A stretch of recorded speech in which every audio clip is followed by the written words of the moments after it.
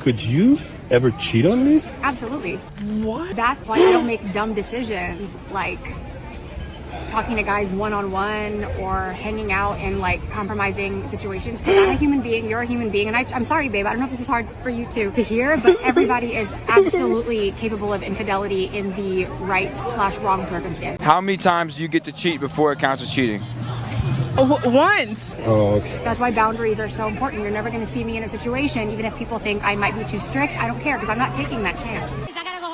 Amen. I'm not putting myself in a position to even be close to a position to potentially fall to temptation. I'm going to keep it 100 because anyone is capable of cheating, but I will not be cheating on you. Stop. You capping right there, bro. Excellent. I love that. I love you. She knows she capping. She know if she was around the right guy at the right time that she always wanted, she's gonna let him clap them cheeks. That was, But realistically, it's going to boil down to the bond that you have with the person. I tell guys all the time, love has to be earned. You have to make her earn your love.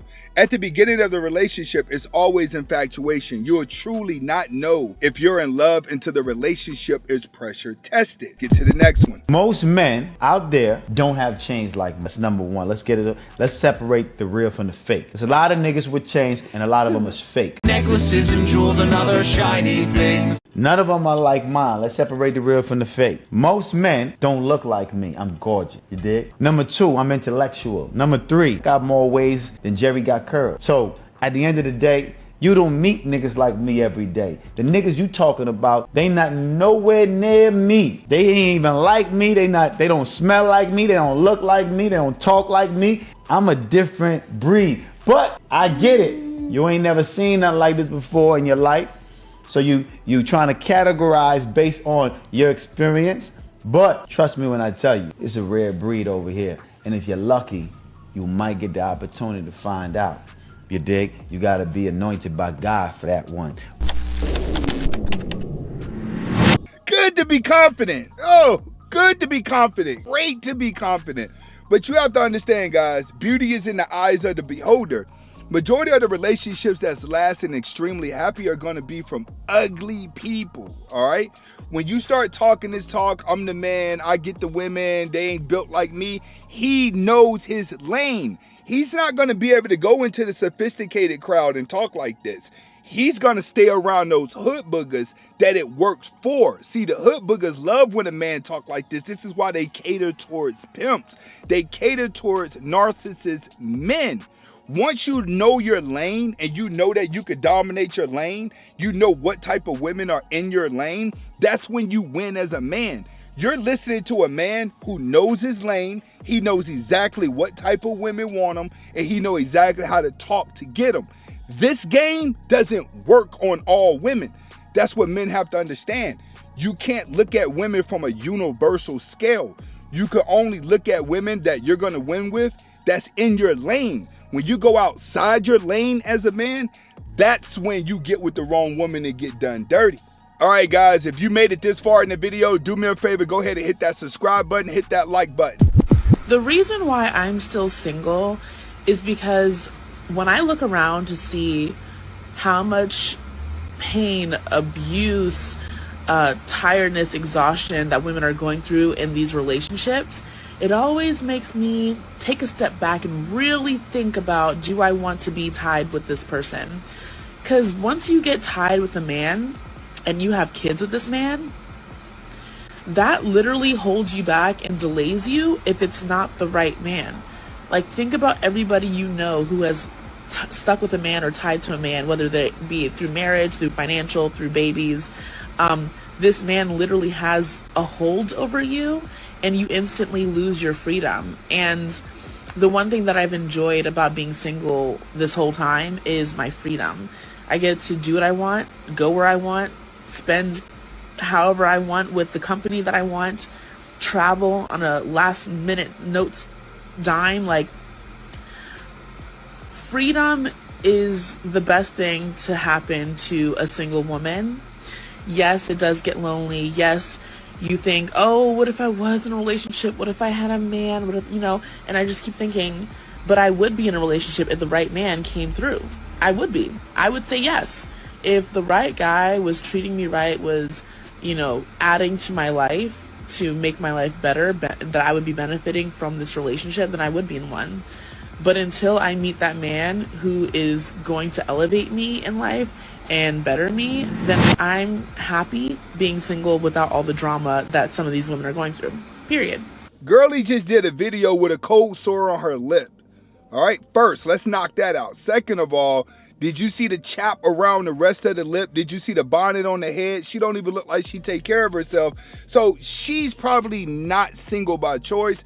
She's single because it's just not that many guys that want her, but I can guarantee you, there's some guy that's inside of that DM. Next, women do not lose whenever it comes to children. They always win. Long as they're getting money and somebody's helping them with the children, they're going to be all right. It's the woman that dangles the children over the man's head and uses them as a crutch to get what she wants. This is why you have child support laws, divorce laws. All of these things work in the woman's favor that destroys the man. We always have people that are standing up for someone else that hasn't been through their pain, or standing up for him because it's like, oh, I'm standing up for this woman because it's just another woman. But then again, you don't have no kids, you're single, you're not in a relationship. How can you speak for a single mother on why you are single? Most people are single nowadays because they're just scared of being hurt. When most people get outside the house and get away from the computers and get back to a real life, you don't have problem dating. You have a problem dating when you just don't have a life, period, and you're hoping finding love gives you a life. That's what most people are going through. And when women come across this, they take advantage of weaker guys that think they're getting in a relationship just to keep themselves from being lonely. When they're tired of them, they give them back to the world. What's the most a man should spend on a first date? I feel like if I'm gonna get ready and I'm gonna use all my products to come out with you, I need like a minimum of $200. A minimum, and that's like being nice. And what does the man get in return for that? My presence? What, aren't you having his presence within you already? I hear you, but no. No. I mean, like, I'm here to get to know you. I'm here to get to know you. You invited me out. But he has to drop $200. Yeah. Because minimum. Yeah. Because you just invited because me out. just because you have to do your makeup? Because I have to.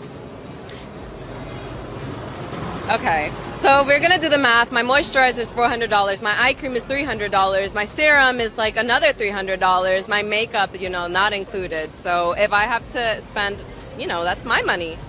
I'm spending my money on these products. I'm gonna use these products. What are you using them for, though? For myself. Okay. But I'm gonna use these products and I'm gonna show up because it's not like I'm gonna show up in sweats. The man doesn't owe you anything if you're just getting to know each other. If you're inviting me out, you owe me a date. All right. I can dig the date, but a man should not be paying for what you're putting on. I could understand a $200 date, especially there in Miami. That's going to be normal. When you get into smaller cities, it's not going to be normal. But for a first date, no. Third date, possible. First dates are always around the Cheesecake Factory, Red Lobster-ish. In Miami, yeah, I understand the $200. But that's what men have to understand. That's what husbands don't get. See, when husbands get with women, especially the husband that got his life together, he don't realize you're probably marrying a woman who's in debt, that used her credit card to make herself look good for other men, and here you come, you got to pay for it because when you get married, her credit is your credit. Most men marry women who are in debt and you end up paying her debt off with her, or it's going to affect your credit score. This is why men stop getting married. Why? Because we're not going to pay for you to entertain yourself with other men. That's pretty much what women are trying to do. She's saying, paying for my makeup, paying for me to put on moisturizer, paying for me to do that. Yeah, but it's not using the whole bottle that night. You're using the whole bottle in the process of dating other guys. Why should each man pay for the whole bottle? Women don't think logically when it comes to dating guys. You have to understand, you always have to be aiming to how is she gonna help you out. If she doesn't, you have to walk away. You're gonna realize the prettiest girls in the world gives you the biggest headaches. This is why ugly people have the best relationships and live the longest. It's because they leave all the monetary things out of it. Smack water, cake ass nigga. Goddamn. Why do you feel like dating in 2023 is so hard? Because of access, my nigga. Back in the day, access was limited. Like, before there was a car, you gotta walk 6-7 miles for the nearest shot of cock. That's why you had big families. You had 7-8 kids because a nigga had to work and come home, go to sleep, wake up, do it tomorrow. Right, that's facts. Now nigga could travel and go get some cock. Now you got social media. Everybody got unrealistic expectations in a relationship. More shit you put a nigga through for that pussy funky bitch, the more shit he gonna put you through after he get the pussy funky bitch. Straight facts. That man is not lying. You know why? The harder a man works to get it, when he get it, he realizes that it wasn't what he thought it was and that he was just infatuated with the chase. Everybody is always infatuated with the chase into thinking that you're chasing to get something good. Then when you get it, you don't appreciate it. That's why the one that gives in or the one that does all the chasing, you normally are going to lose. You're just in it for the thrill. But he's absolutely right. People are messed up in dating because they have too many options. Now they have unrealistic expectations of what they want out of a relationship. Well, the only way to get back to realistic relationship standards is to get back into the real world, start creating a real life for yourself. Hopefully you guys got the message behind the video. Comment, like, subscribe to both of my channels. Hasta la vista.